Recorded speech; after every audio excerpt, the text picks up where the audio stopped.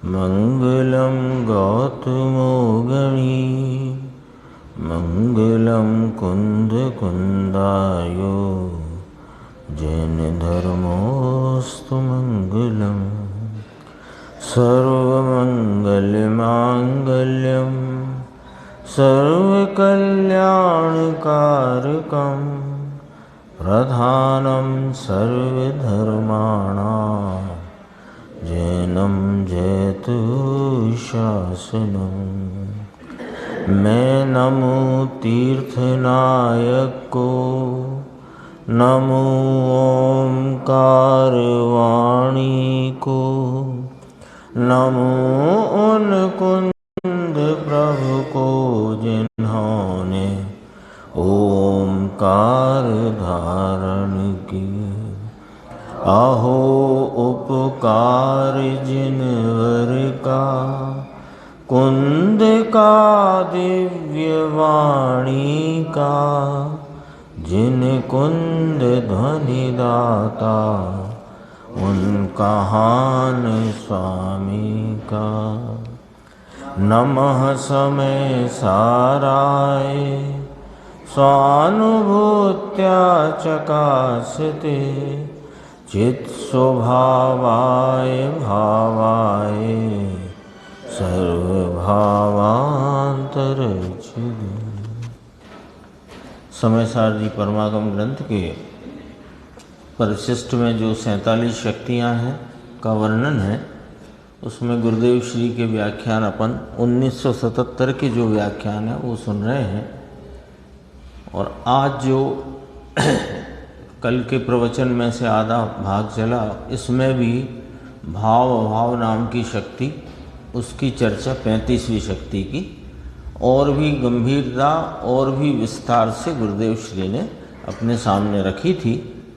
इसमें एक पॉइंट है, बस यहाँ अपन थोड़ा देखते हैं और उसके बाद 36वीं शक्ति है अभाव भाव शक्ति। उसकी चर्चा गुरुदेव श्री ने जो स्पष्टीकरण किया है उसे देखेंगे।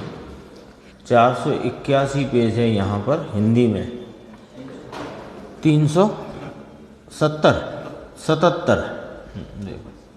भाव अभाव नाम की शक्ति का अर्थ यह है कि उसका ये गुण है, भाव अभाव शक्ति।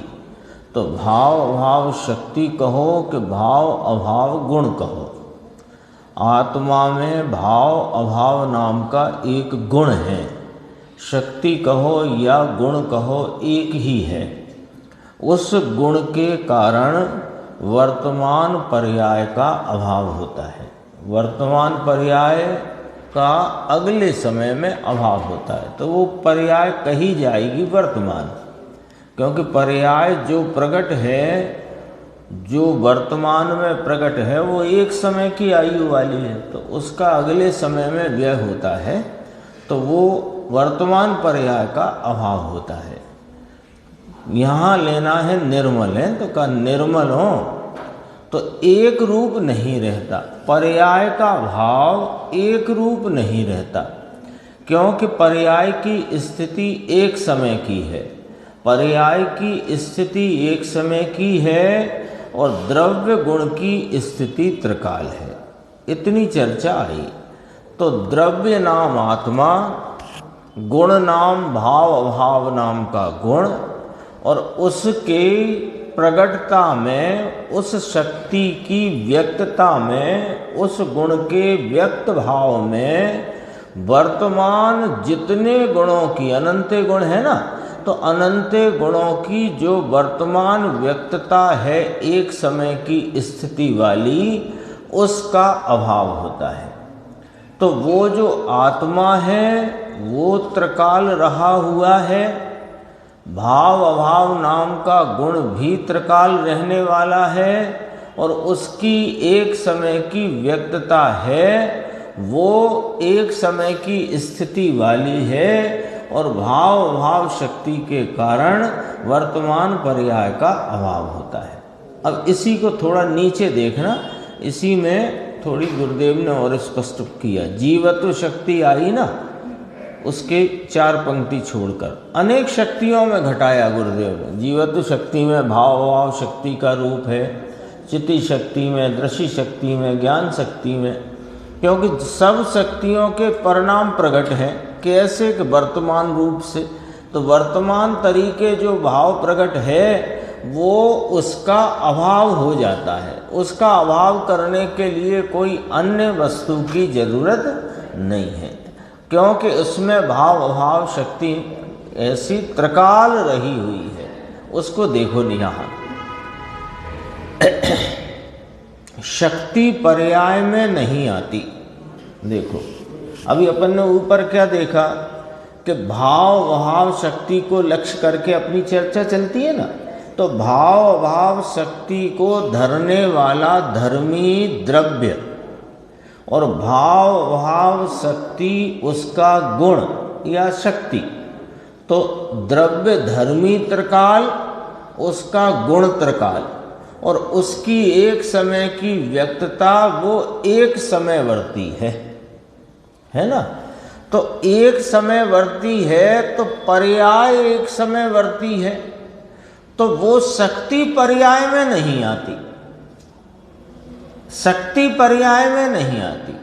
भाव भाव शक्ति कहो या कोई शक्ति की बात करो, जीवत्व की, चिति की, दृष्टि, ज्ञान, सुख, वीर, कोई शक्ति, वो शक्ति त्रिकाल रही हुई है, वो पर्याय में नहीं आती। ये बात समझना जरा। देखो यहाँ शक्ति पर्याय में नहीं आती, शक्ति का रूप है, यानी शक्ति का जो भाव प्रकट है वह ज्ञान पर्याय में ज्ञात होता है। देखो जीवत्व शक्ति है तो जीवत्व शक्ति का प्रकटपना जीवत्व पर्याय रूप से है। वो जीवत्व पर्याय में जीवत्व शक्ति नहीं आती, और जीवत्व पर्याय का ज्ञानपना वो ज्ञान पर्याय में ज्ञात होता है, क्योंकि ज्ञान की एक समय की प्रकट वर्तमान अवस्था, उसमें अनंत शक्तियों के भावों का, व्यक्तता के स्वरूप का, व्यक्तता रूपी रूप का ज्ञान होता है। आनंद आया ना, अतीन्द्रिय आनंद आया, तो आनंद गुण सुख गुण, सुख शक्ति कही या सुख गुण कहो, उसका प्रकटपना किस रूप है कि अतीन्द्रिय आनंद रूप है। तो अतीन्द्रिय आनंद रूप जो प्रकटता हुई, वो आनंद थोड़ी जानता है कि मैं आनंद हूं। कौन जाने कि ये आनंद है? ज्ञान जानता है। तो सच्चाई इस प्रकार से अपने सामने है कि ज्ञान में वे सब गुणों की, शक्तियों की निर्मल व्यक्तता ज्ञात होती है। यह निर्मल की बात है, यहाँ तो निर्मल की बात है। दोबारा से देखना, शक्ति पर्याय में नहीं आती, शक्ति का रूप है, नाम उसका जो प्रकट भाव है वह ज्ञान पर्याय में ज्ञात होता है। ये क्या कहा कि ज्ञान की पर्याय वर्तमान विद्यमान है, वह शक्ति और द्रव्य उनका जानपना पर्याय में होता है, परंतु उस पर्याय में द्रव्य और शक्ति नहीं आते। बात समझ में आई कि नहीं आई? नहीं आई तो पूछी जा सकती है, शांत रहने की जरूरत नहीं है, पूछ सकते हैं। अंकुर भाई पूछो, नहीं आई हो समझ में तो दोबारा अपन प्रयास करेंगे। देखो थोड़ी समझने की बात है ये। हाँ, द्रव्य नहीं आता, द्रव्य का भाव जो शक्ति रूप गुण रूप भाव है वो पर्याय में नहीं आता। यदि वो पर्याय में आए तो फिर त्रिकाली कैसे रहे, ध्रुव कैसे रहे? शक्ति तो त्रिकाल रही है कि नहीं रही?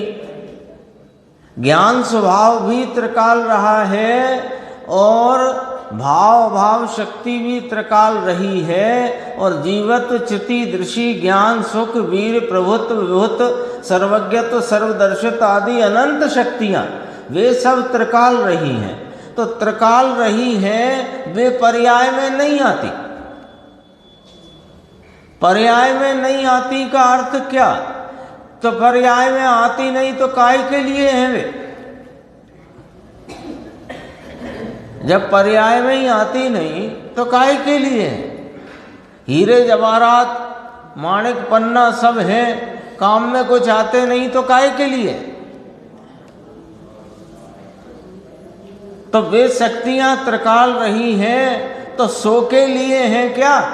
शोभा के लिए हैं कि नहीं? नहीं, वे शक्तियों की व्यक्तता का निर्मल भाव ज्ञान की पर्याय में ज्ञात होता है।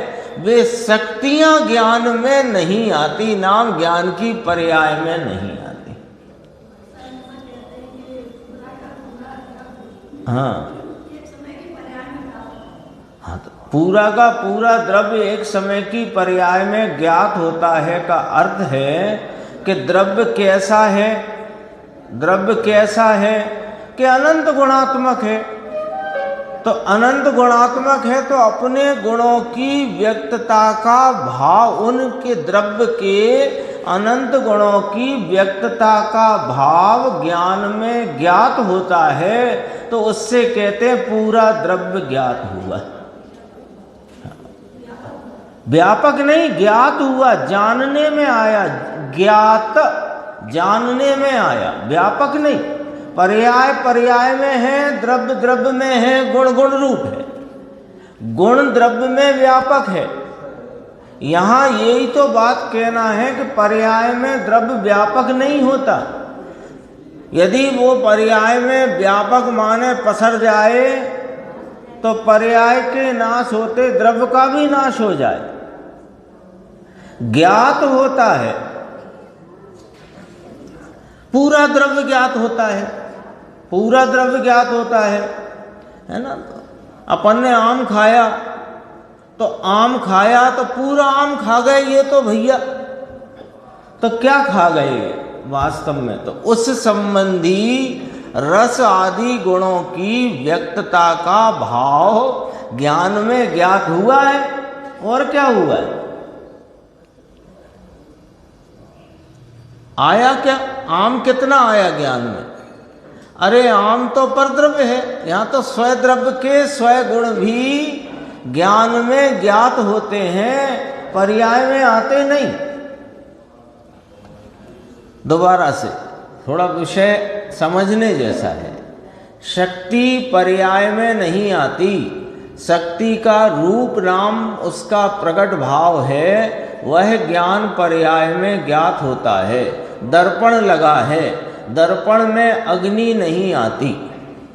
अग्नि का जैसा आकार है वो दर्पण में झलकता है। तो दरअसल में दर्पण झलकता है कि अग्नि झलकती है? कि दर्पण झलकता है। तो आया नहीं ना, अग्नि झलकती दर्पण में तो अग्नि आ गई होती।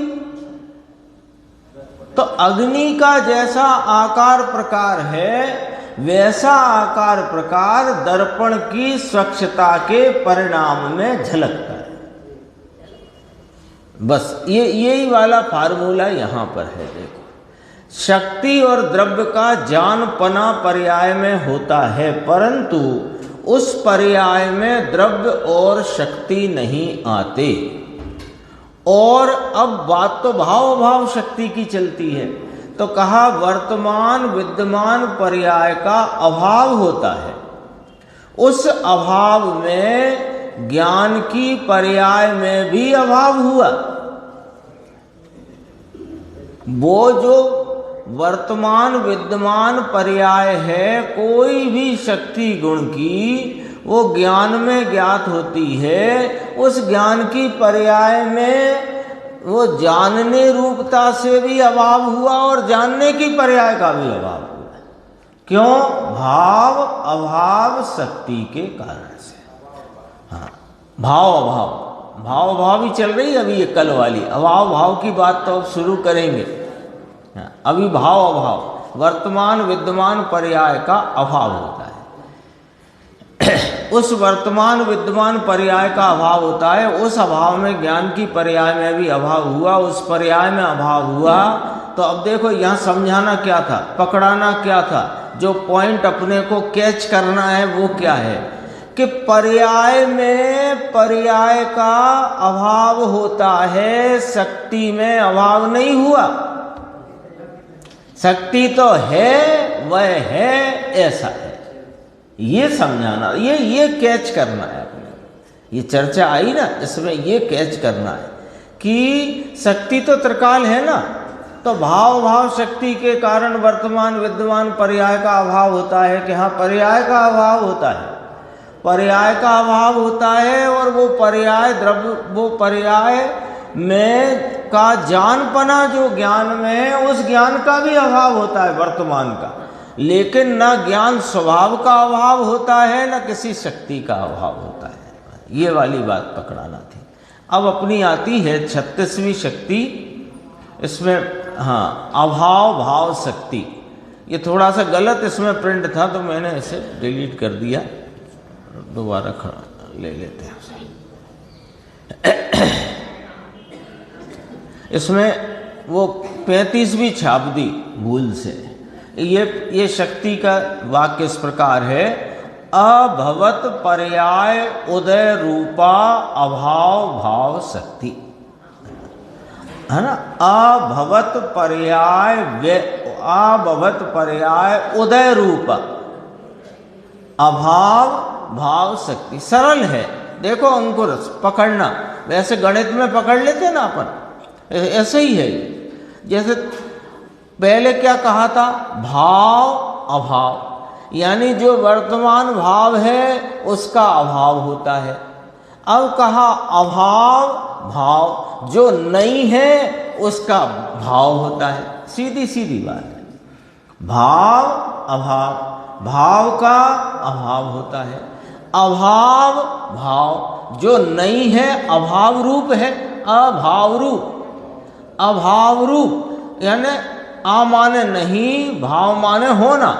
तो जो नहीं है विद्यमान, उसका विद्यमान होना। अभाव भाव उदय, वो शक्ति। तो अभवत पर्याय उदय रूपा, नीचे हिंदी है देखो, नहीं भवते हुए अप्रवर्तमान पर्याय के उदय रूप अभाव भाव शक्ति। भाव तो इसका यही है, अपन 484 पेज पे देखते हैं इसको। देखो वहाँ आप पेज देखना कौन सा आया, क्यों जहाँ प्रवचन पूरा हुआ है ना उसके एक पेज पहले है 380 79 होगा, 79 होगा। नहीं भवते हुए पर्याय के उदय रूप, वर्तमान में भविष्य की जो पर्याय होने वाली है वो वर्तमान में नहीं है ना। वर्तमान में नहीं है कौन सी पर्याय, जो भविष्य में होने वाली है वो वर्तमान में नहीं है। तो वर्तमान में उसे क्या कहेंगे, अभाव, और अगले समय में उसका हो जाएगा भाव। तो नहीं है उसका भाव या विद्यमान हो जाना, प्रकट हो जाना, उदय हो जाना। ये कैसे हुआ कि अभाव भाव शक्ति से। ऐसा इसमें बहुत उदाहरण लिए, अभी आ जाएगा स्पष्ट। पहले फार्मूला पकड़ना पड़ता है, फिर समझ में आती बात है ना। वर्तमान में भविष्य की जो पर्याय होने वाली है वर्तमान में नहीं, यानी इसका अर्थ दूसरे समय में, अगले समय में जो पर्याय होने वाली है वो वर्तमान में नहीं। निर्मल की बात चलती है, ये पूरा प्रकरण में निर्मल परिणमन की बात है। नहीं भवते हुए पर्याय के उदय रूप, वर्तमान प्रवर्तमान है नहीं, वर्तमान नहीं। अरे वर्तमान में वर्तमान पर्याय है, पर वर्तमान में अगले समय होने वाली पर्याय नहीं है। वो नहीं है, वो होगी। तो वो काय से होगी कि अभाव भाव शक्ति से। देखो और आएगा उदाहरण इसमें। वर्तमान भविष्य की है वह वर्तमान हो जाएगी, अभाव है उसका भाव हो जाएगा, अभाव है उसका भाव हो जाएगा। भविष्य की केवल ज्ञान आदि की पर्याय वर्तमान में नहीं, तो केवल ज्ञान की पर्याय का वर्तमान में अभाव है, और जब वो केवल ज्ञान उदय हुआ तो उसका भाव हो गया, तो जो नहीं है उसका भाव होगा। ऐसी अभाव भाव शक्ति आत्मा में है। केवल ज्ञान की पर्याय का अभिभाव कहेंगे कि अभाव। मान लो मुनिराज हैं, श्रेणी आरोहण में वर्तते हैं, 12वें गुणस्थान के पूर्ण वीतरागता के भाव को प्राप्त हैं, तो वहाँ के अभी एक समय पहले की बात करते ना, तो वहाँ पर केवल ज्ञान का अभाव है। तो अभाव है, उस अभाव रूप भाव का भाव हो जाएगा। तो यहां कहना है वो पूर्ण वीतरागता ने केवल ज्ञान को पैदा किया कि नहीं, अभाव भाव शक्ति, ये कहते हैं।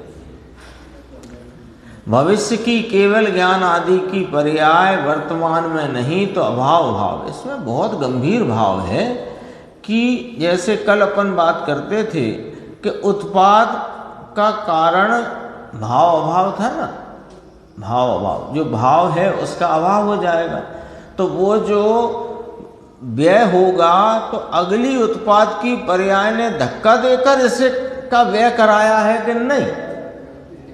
ऐसे ही जो पर्याय नहीं है तो वर्तमान पर्याय ने अपने को समाप्त करके कहा कि अब तुम आ जाओ कि नहीं, वो अभाव भाव नाम का की शक्ति का भाव ऐसा, पूर्व पर्याय उसे हटाती नहीं कि पूर्व पर्याय उसे लाती, आगे की पर्याय पूर्व पर्याय को हटाकर स्वयं लाती नहीं, ऐसा। यानी पूर्व पर्याय में भी कारणपना घटित नहीं होता है, ये कहना है। यानी मोक्ष मार्ग की पर्याय से मोक्ष नहीं होता, ये भी कह सकते हैं। वो तो जाएगी, जाती हुई पर्याय लाए कैसे। अब यहां तो कहा कि अभाव है उसका भाव हो जाएगा। भविष्य की केवल ज्ञान आदि की पर्याय वर्तमान में नहीं तो अभाव भाव है शक्ति, परंतु नहीं माने कैसे नहीं कि प्रवर्तमान वर्तमान पर्याय में वो जो भविष्य की पर्याय नहीं है, वो भविष्य की पर्याय वर्तमान प्रकट हो जाएगी। ये क्या कहा कि वर्तमान में भविष्य की पर्याय का अभाव है, समझ में आया, परंतु उस अभाव का भाव हो जाएगा। कैसे कि अभाव भाव शक्ति से। अभी अगली लाइन ध्यान से पढ़ना जरा। ऐसी अभाव भाव शक्ति है, पहले कही थी भाव अभाव शक्ति, ठीक। उसमें क्या था कि जो है उसका अभाव होगा। अब यहां कहते हैं कि जो नहीं है उसका उदय होगा। इस शक्ति के कारण से ऐसा होगा ही, क्योंकि ऐसी शक्ति आत्मा में त्रिकाल विद्यमान है, त्रिकाल रही हुई है। देखो अब इसको घटित करके उदाहरण से समझाते हैं। क्षयोपशम संकित में क्षायक संकित का अभाव है। क्षयोपशम संकित में क्षायक संकित का अभाव है। अब हो क्षायक संकित का भले अभाव हो, परंतु वह क्षायक संकित का अभाव हो जाएगा, वो भाव हो जाएगा। कैसे कि अभाव भाव शक्ति से। अभाव माने नहीं है, उसका भाव हो जाएगा। तो क्षायक संकेत नहीं है, उसका भाव हो जाएगा। अभी क्षयोपशम संकेत है ना। अब क्षयोपशम संकेत और क्षायक संकेत दो पर्याय हैं, क्षयोपशम संकेत और क्षायक संकेत। अब देखो, क्षयोपशम संकेत है तो वो भाव है, उसका अभाव हो जाएगा क्षयोपशम संकेत का, और क्षायक संकेत नहीं है, उसका भाव हो जाएगा। तो क्षयोपशम संकेत का अभाव हुआ भाव अभाव शक्ति से, और क्षायक संकेत का उदय हुआ अभाव भाव शक्ति से। आ गई ना दोनों, एक उदाहरण में दोनों बात। अभाव भाव, भगवान के समीप में क्षायक संकेत होता है, ये तो निमित्त का कथन है। भगवान के समीप में केवली के पाद मूल में क्षायक संकेत होता है, ये निमित्त का कथन है। क्षायक संकेत जो नहीं है उस वह तो अपनी अभाव भाव शक्ति से होता है। ये यहाँ पर चर्चा आई, अपन इसमें देखो नीचे और लिया, ये अपनी अभाव भाव शक्ति के कारण से ऐसा होता है। भगवान के समीप में आया तो क्षायक संकेत हुआ, ऐसा नहीं है। अपन चलते हैं ज्ञान गोष्ठी में। हाँ, निमित्त की ओर देखने की जरूरत कभी नहीं है किसी कार्य के लिए। निमित्त को देखना ही नहीं है तो निमित्त होता नहीं है क्या? कि निमित्त होता है निमित्त रूपता से निमित्त में। निमित्त में माने उस वस्तु में, वह तो उस हुए कार्य में ज्ञान कराने के लिए का एक साधन है। विवक्षा में वो निमित्त के द्वारा ज्ञान कराया जाता है। वस्तु में परिणमन निमित्त से हो तो फिर उसका नाम निमित्त ही ना हो। ये अपना 351 कल चला था, आज 352। ये बहुत गंभीर श्लोक है। ये गे तत्व प्रज्ञापन के अंत में 12वें नंबर का श्लोक है। और गे तत्व प्रज्ञापन अधिकार पूर्ण होकर के चरणान योग सूचक चूलिका प्रारंभ होती है। तो चरणान योग सूचक चूलिका जो प्रवचन सार का 3रा अध्याय है, उसमें उस चूलिका रूप अध्याय के ताले को खोलने की चाबी यहाँ गे तत्व प्रज्ञापन अधिकार के अंत में प्रस्तुत कर दी कि भैया ये गे तत्व का प्रज्ञापन नाम हमने निरूपण कर दिया। अब तुम चरणान योग सूचक चूलिका में प्रवेश करो और ये चाबी ले जाओ, इससे खुलेगा उसका ताला। देखो, ये बहुत प्रसिद्ध श्लोक है, सबको ख्याल में होगा, याद नहीं होगा, ख्याल में होगा। द्रव्यानुसारी चरणम चरणानुसारी द्रव्यम, ये श्लोक है, ये चाबी है। ये चरणान योग सूचक चूलिका में प्रवेश की चाबी है। और दरअसल में जिनागम में सारा चरणान योग इस चाबी से चलता है।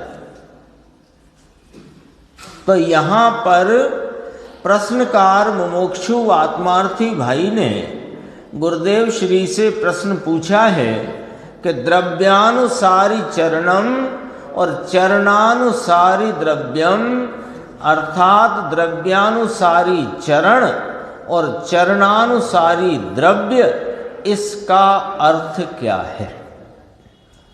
प्रश्नकार ने संस्कृत पढ़ के बताई, जो श्लोक में मूल संस्कृत है, फिर स्वयं उसका अर्थ हिंदी करके और फिर पूछा गुरुदेव श्री से कि साहिब इसका अर्थ बताओ हमें, इसमें आचार्य भगवान क्या कहना चाहते हैं। देखो, बहुत गंभीर है ये। 6वें गुण स्थान में जो शुद्धता होती है वह द्रव्य के ही आश्रय से होती है। ही तो भैया ऐसे ही पढ़ना सीखना पड़ेगा। छठवें गुण स्थान में जो शुद्धता होती है, छठवां गुण स्थान कौन सा, पहले तो ये समझ लो कि जिन मुनिराजों के शुद्ध उपयोग रूप सातवां गुण स्थान वर्तता है, उन मुनिराज की विकल्पात्मक जो भूमिका का भाव है वह छठवां गुण स्थान होता है। पहले तो ये समझ लो। तो कोई कहेगा कि पहले छठवां होता है फिर सातवां होता है, गिनती तो ऐसे ही होती है। गिनती आप पढ़ोगे तो कैसे पढ़ोगे, पहले छठा फिर सातवां, 1 2 3 4 5 6 7, लेकिन वो तो गिनती है और यहाँ तो मोक्ष मार्ग है। इस मोक्ष मार्ग में पहले सातवां गुण स्थान प्रकटता है और जब सातवें गुण स्थान रूपी शुद्ध उपयोग दशा से च्युत होते हैं तो छठवां गुण स्थान प्रकटता है। ये व्यवस्था है। भले छठवें गुण स्थान जैसी बाह्य दशा पूर्व के चौथे या पांचवें या किसी भी गुण स्थान में हो गई हो, तो भी उसका नाम छठवां गुण स्थान नहीं होता। स्पष्ट कर देते हैं, ये छठवां गुण स्थान शब्द आया है तो इसको स्पष्ट कर देते हैं। छठवें गुण स्थान के रूप के योग की जो बाह्य दशा माने क्या आएगा राकेश भाई, नग्नता, वस्त्र आदि का, केश श्रृंगार आदि का त्याग, नग्नता, कैसी नग्नता, यथा जात रूप धर, यथा जात रूप धर। मुकेश भाई शब्द बहुत सरल है, थोड़ा सा अपन प्रयास करो, अर्थ आता है सामने। यथा माने वैसा ही, कैसा, जात माने जब जन्म हुआ था, जैसे जन्मता है ऐसा ही रूप जब है उसका नाम यथा जात रूप धर। तो जन्मता कैसा है कि नग्न, ठीक है। ये सब कुछ केश आदि श्रृंगार का त्याग, बाह्य में वस्त्र आदि का त्याग, तिल तुष मात्र परिग्रह नहीं जहां पर बाह्य में, ये सारी दशा भले चौथे गुण स्थान की भूमिका, पांचवें गुण स्थान की भूमिका अथवा अन्य किसी गुण स्थान, पहला भी हो सकता है, वहां हुई हो, लेकिन उसका नाम छठवां गुण स्थान नहीं है। जब वह आत्मार्थी जीव अपने स्वरूप का विशिष्ट आलम्बन लेकर तीन कषाय चौकड़ी की अभाव रूप प्रचुर स्वय संवेदनमयी शुद्ध उपयोग दशा को प्राप्त होता है, वहाँ मुनि पने का जन्म होता है, वह सातवां गुण स्थान है। और उस शुद्ध उपयोग दशा से जब च्युत होता है तो उस अवस्था को छठवां गुण स्थान कहते हैं। अब छठवें गुण स्थान में दो बातें होती हैं। एक तो बाह्य में, जैसे अभी अपन ने रूप की चर्चा करी उस प्रकार का बाह्य रूप होता है, उसको अब गौण कर दो। यहाँ जो बात करना है इसलिए उसको कर दो गौण, वो तो अपन ने समझने के लिए बात करी थी। वहाँ पर होती है दो चीजें, एक स्वरूप के आलम्बन से प्रकट हुई वीतराग परिणति की धारा और राग की मंदता का विकल्प। दो चीजें होती हैं छठवें गुण स्थान में, दो चीजें होती हैं। एक अपने स्वरूप आलम्बन से उपजी हुई वीतरागता शुद्ध परिणति की, तीन कषाय चौकड़ी की अभाव रूप वीतरागता की धारा, और एक कसाय के सद्भाव में उपजता हुआ राग की मंदता का विकल्प। अब अपन ने अभी देखा द्रव्यानुसारी चरणम चरणानुसारी द्रव्यम आया। तो द्रव्यानुसारी चरणम, द्रव्य के आलम्बन से ही वीतरागता वर्तती है, बढ़ती है, टिकती है।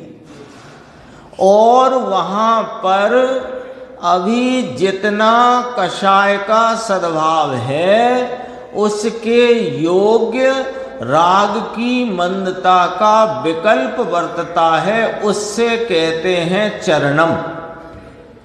वो राग की मंदता का विकल्प राग की मंदता बताने के लिए नहीं, राग की मंदता के द्वारा अंतरंग वीतरागता बताने के लिए है। इसलिए कहा चरणानुसारी द्रव्यम।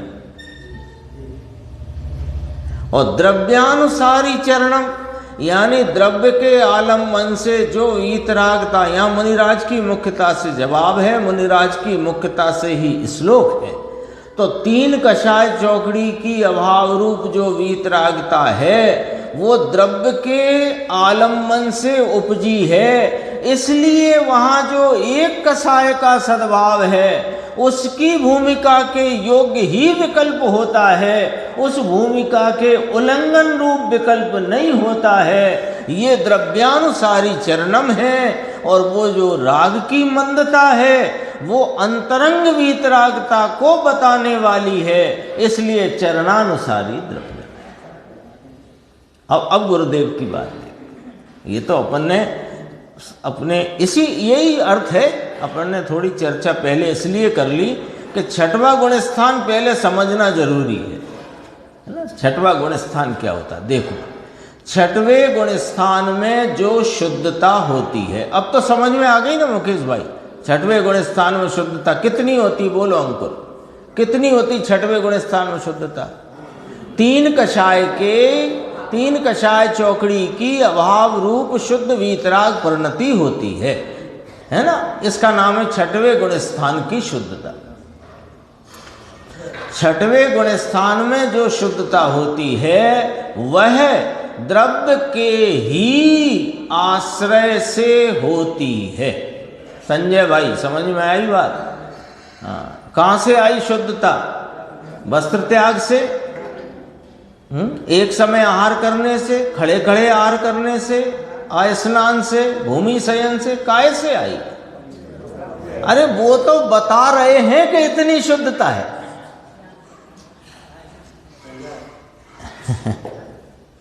द्रव्य के ही आश्रय से होती है। परंतु यहां राग की मंदता कितने अंशों में है उसके ज्ञान से शुद्धता कितनी है यह देखा जाता है। देखो, राग की मंदता से राग की मंदता देखी जाती है कि राग की मंदता के अंशों से कितनी शुद्धता है अंतरंग परिणति में, ये देखा जाता है। इसके लिए पहले भी उदाहरण दिया, अभी फिर उदाहरण देते हैं, जल्दी समझ में आएगा। बच्चे को भेजा ऊपर कि देखो पानी की टंकी कितनी भर गई। क्या बोला? अंकुर ने नहीं सुना होगा, राकेश भाई ने शायद सुना है। देखो, बच्चे को भेजा छत पे कि देख के आओ पानी की टंकी कितनी भर गई। तो बच्चे ने ऊपर टंकी का ढक्कन खोल के झांका और वहीं से आवाज लगाई, एक बीता खाली है। अब बताओ, पूछा क्या था? कितनी भर गई? जवाब क्या आया? कितनी खाली है? उसने कहा एक बीता खाली है। तो बताओ नीचे वाले को जवाब मिल गया कि नहीं मिल गया? मिल गया ना। ये वाली बात है बस, और कोई दूसरी बात ही नहीं। आ गई बात समझ में? हमने पूछा कितनी भर गई, उसने कहा जाकर के एक बीता खाली है, तो वो एक बीता खाली से यह ज्ञान कर लेना कि कितनी भर गई।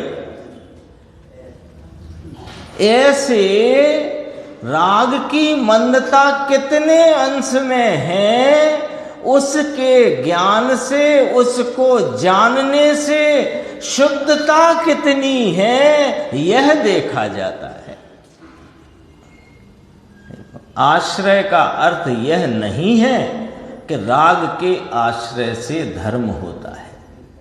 शुद्धता जितने प्रमाण में होती है उतने ही प्रमाण में राग की मंदता होती है। जितनी टंकी जिस प्रमाण में भर गई है उतने ही प्रमाण में खाली है।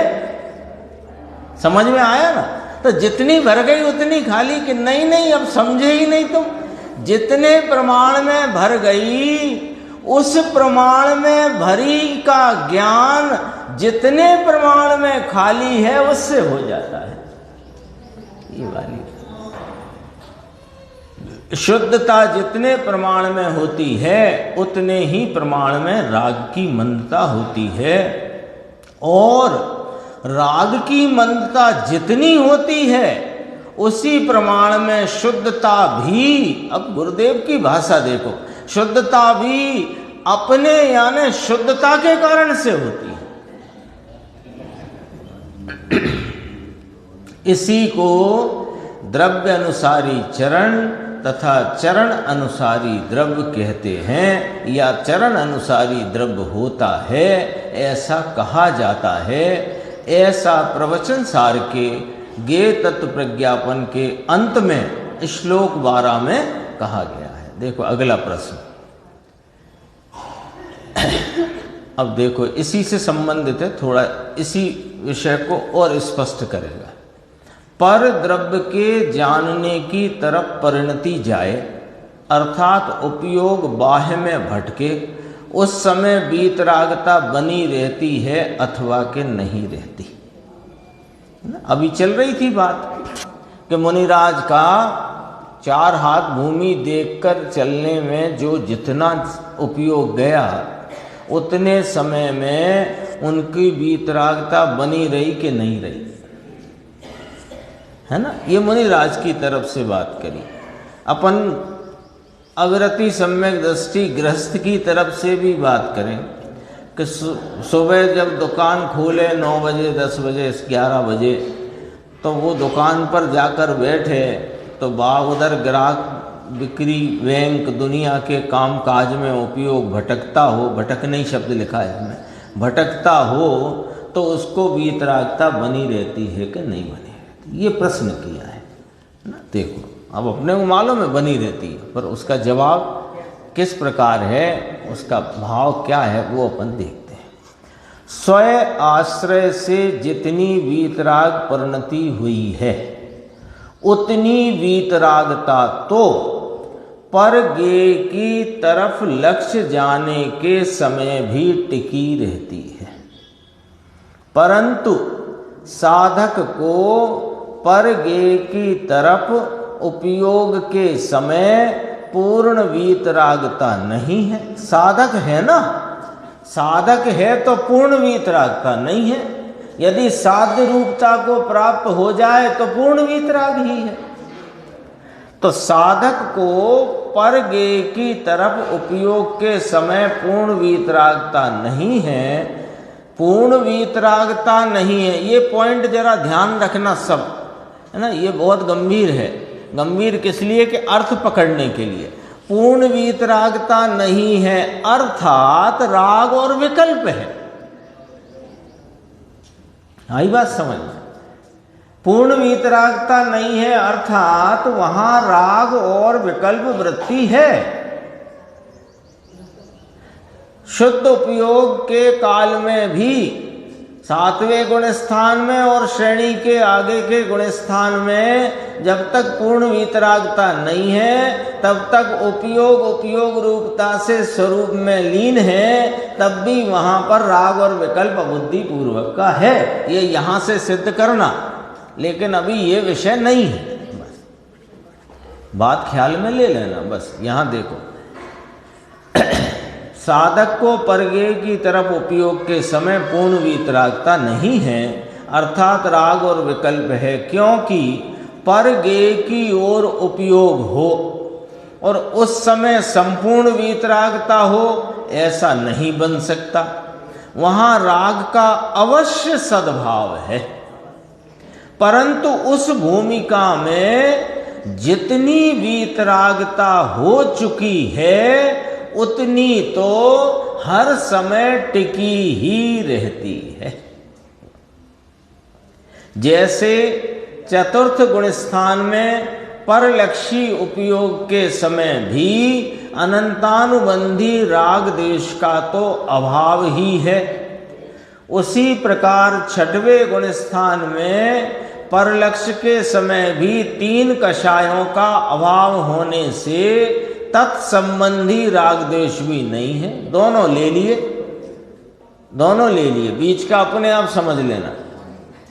चतुर्थ गुण स्थान वर्ती अविरति सम्यक दृष्टि की बात भी ले ली, उसके अनंतानुबंधी संबंधी राग देश नहीं है और उतनी वीतरागता की धारा प्रवर्तमान है। उपयोग भले विषय कषाय में चला गया हो तो भी उसकी वीतरागता की वह धारा प्रवर्तमान है। अब मुनिराज की बात करते हैं, तो मुनिराज को छठवें गुण स्थान में परलक्ष है कि नहीं? हाँ है ना। अभी अपन ने कहा चार हाथ भूमि देख के चलने का विकल्प हो, उपदेश का विकल्प हो, शास्त्र रचना का विकल्प हो, भगवान की भक्ति का विकल्प हो, उस काल में भी तीन कषायों का अभाव वर्तता होने से उतनी तीन कषाय चौकड़ी की अभाव रूप प्रचुर स्व संवेदनमयी वीतरागता निरंतर प्रवर्तमान है। भले उपयोग में अभी बाह्य लक्ष्य या परलक्ष्य होने से राग है, महाव्रत कौन है? 28 मूल गुण कौन है? राग है। उतना राग हो, लेकिन वह संजुलन संबंधी राग देश है, तीन कषाय संबंधी राग देश वहां नहीं है। अर्थात इतनी वीतरागता तो हर समय विद्यमान ही रहती है। केवली भगवान पर को, अब ये छद्मस्त की बात थी, अब पूर्ण वीतरागता की बात करते हैं। केवली भगवान पर को भी जानते हैं, परंतु उन्हें अपना उपयोग पर में लगाना नहीं पड़ता। छद्मस्त है, उसका उपयोग पर में इतना भी जाएगा तो वहां राग उत्पन्न होगा, और उतना राग उत्पन्न होने पर भी साधक को अपने स्वरूप आलम्बन से जितनी वीतरागता एक कषाय चौकड़ी की अभाव रूप, दो कषाय चौकड़ी की अभाव रूप, तीन कषाय चौकड़ी की अभाव रूप जितनी वीतरागता वर्तती है वो सदैव प्रवर्तमान अखंड धारावाही वर्तती है, बढ़ती हुई। अखंड का अर्थ नहीं उतनी की उतनी, अखंड माने उस वो वीतरागता टूट नहीं जाती है, इसका नाम अखंड है। आगे की चर्चा थोड़ी लंबी है, अपन आगे की स्वाध्याय में उसे लेंगे।